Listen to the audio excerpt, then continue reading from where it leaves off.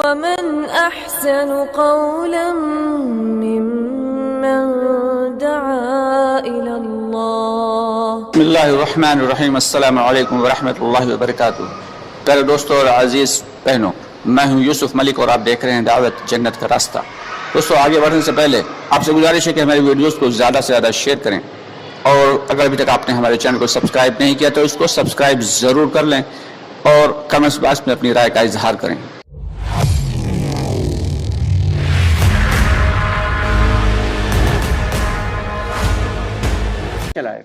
یہی ایمان والا جب ایمان کی محنت چھوڑ بیٹھے گا تو اس کے ایمان میں کمزوری آئے گی، ضعف پیدا ہوگا، جس کے نتیجے میں اللہ رب العالمین کے احکامات ٹوٹتے چلے جائیں گے اور حضور پاک صلی اللہ علیہ وسلم کا لایا ہوا پاکیزہ طریقہ اس کی زندگی سے چھوٹتا چلا جائے گا.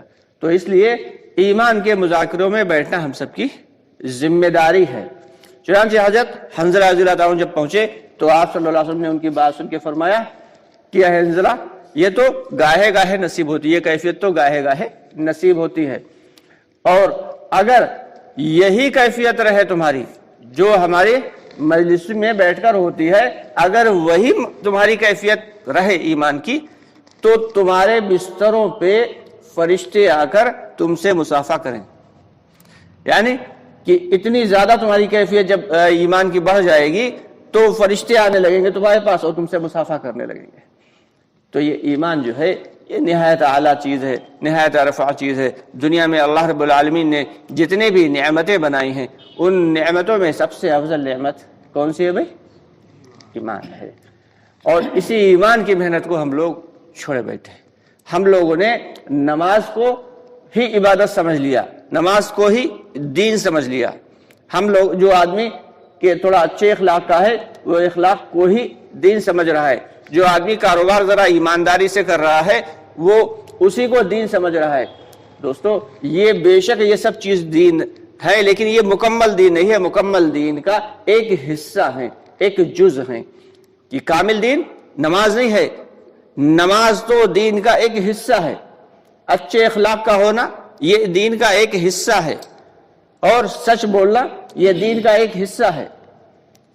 الگ الگ قسم کے لوگ مل جاتے ہیں. جب اللہ کے راستے میں نکلیں گے تب پتہ چلے گا کہ کسی سے آپ کی ملاقات ہو، ملاقات کرنے کے لیے جائیں تو وہ کیا کہے گا کہ امیر صاحب ایسا ہے، ہم تو الحمدللہ جاتے ہیں، نماز پڑھنے ہم آتے ہیں، ارے ذرا فلاں سے مل لیجیے آپ، فلانا تو نماز پڑھنے بھی نہیں جاتا ہے.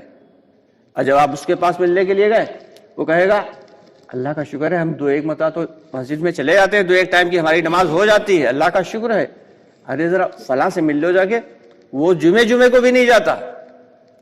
اور جب اس کے پاس پہنچے وہ کہے گا ہاں نماز تو دیکھو بھائی ہم نہیں پڑھ پاتے ہیں، ٹائم نہیں مل پاتا ہے، مصروفیت اتنی زیادہ ہے، لیکن ہم کام بہت، اپنا کاروبار بہت ایمانداری سے کرتے ہیں، ہم جھوٹ نہیں بولتے، ہم جھوٹ نہیں بولتے ہیں بھائی، کام بہت. تو جو جس پہ ہے وہ اسی پہ مطمئن ہے. اور یہ اطمینان جو ہے یہ نہایت نقصان دہ. صحابہ کرام اتنے اونچے لیول پہ پہنچ گئے ایمان کے، پھر بھی مطمئن نہیں ہیں. کہ حضرت عمر رضی اللہ تعالیٰ عنہ، جن کے لیے اللہ رب العالمین کے لاڈلے نبی صلی اللہ علیہ وسلم نے باقاعدہ جو ہے ان کی جنت اپنی آنکھوں سے دیکھی اور بشارت دے دی جنتی ہونے کی، اور جو 10 بڑے بڑے صحابہ ہیں ان کے اندر ان کا شمار ہے، اور دنیا میں تقریباً 22 لاکھ مربع میل کے اوپر جن کی حکومت، اور نہایت ایمانداری اور نہایت جو ہے بہترین طریقے سے اپنی سلطنت کو انہوں نے چلایا، خلافت کو چلایا. لیکن جب آخری وقت ہے تو کیا کہہ رہے ہیں اپنے بیٹے سے کہ مجھے میرے بستر سے نیچے لٹا دو. چنانچہ ان کے بیٹے نے ان کو اٹھایا اور بستر سے نیچے لٹالا تو اپنے چہرے مبارک کو زمین پہ رگڑ رہے ہیں. حضرت عمر رضی اللہ عنہ اپنے چہرے کو زمین پہ رگڑ رہے ہیں. یہ وہ صحابی ہیں کہ جن کے لیے اللہ کے نبی صلی اللہ علیہ وسلم نے فرمایا کہ اگر میرے بعد کوئی نبی آنے والا ہوتا تو وہ عمر ہوتے. یہ درجہ، ایسے اونچے پائے کے درجے کے صحابی اور آخری وقت ہے تو اپنے چہرے کو زمین پہ رگڑ رہے ہیں اور اپنے گناہوں اپنی غلطیوں پہ اللہ سے استغفار کر رہے ہیں۔ ان کے بیٹے نے کہا کہ آپ تو وہ ہیں کہ جن کے لیے اللہ کے رسول صلی اللہ علیہ وسلم نے باقاعدہ پہلے سے خوشخبری دے دی جنتی ہونے کی، آپ کو بھلا کیا تکلیف؟ کہے گا تمہیں کچھ پتا بھی ہے کہ ہم سے کتنی غلطیاں سرزد ہوئی ہیں، یہ تو میں جانتا ہوں، میرا اللہ جانتا ہے۔ چنانچہ صحابہ کرام رضی اللہ تعالیٰ عنہ بہت فکر مند رہا کرتے تھے اپنے ایمان کے لیے۔ حضرت ابو بکر صدیق رضی اللہ تعالیٰ عنہ کہ دنیا میں انبیاء میں سب سے اعلیٰ کون ہے؟ حضرت محمد مصطفیٰ صلی اللہ علیہ وسلم، سارے انبیاء کے امام الانبیاء ہیں، سارے انبیاء کے امام۔ اور امت محمدیہ میں اگر سب سے بہتر اور سب سے اعلیٰ کوئی شخصیت ہے، یعنی نبی کے بعد اگر کوئی شخصیت ہے، وہ کون ہے؟ حضرت ابو بکر صدیق رضی اللہ تعالیٰ۔ زبردست خلافت کی اور حضور پاک صلی اللہ علیہ وسلم کے اوپر اپنا جان مال سب کچھ نشاور کیا۔ اللہ رب العالمین نے انہیں 2 بار سلام بھیجا۔ کس نے سلام بھیجا بھائی؟ اللہ نے سلام بھیجا۔ تو ایسی اونچی شخصیت، اور جب کسی جانور کو دیکھتے تو کہتے آہا تو کتنا اچھا ہے، آرام سے چرتا ہے اور ٹھنڈی چھاؤں میں رہتا ہے، کاش کہ میں بھی ایک جانور ہوتا، میں بھی تیری طرح ہوتا۔ کبھی کسی تنکیوں کو اٹھا کے کہتے کہ کیا یہ کیا بہترین اس کی زندگی ہے، کاش میں ایک تنکا ہوتا۔ تو ایسے صحابی اور اپنے لیے ایسے فکر مند کہ انہیں حساب کتاب سے اتنا خوف، جبکہ حساب کتاب کا ہے گا کچھ بھی تو نہیں تھا کہ ساری امیر المومنین ہیں، پوری قوم کے، پوری امت کے امیر ہیں، اور کھانے کے لیے گھر کے اندر کبھی کھانے کو ہے اور کبھی نہیں ہے، وظیفہ ملتا ہے تو وہ اتنا کم ملتا ہے، اور اپنی ہی طرف سے وظیفے کو کم کرا دیا۔ ایک مرتبہ ان کی حضرت ابو بکر صدیق رضی اللہ عنہ کی اہلیہ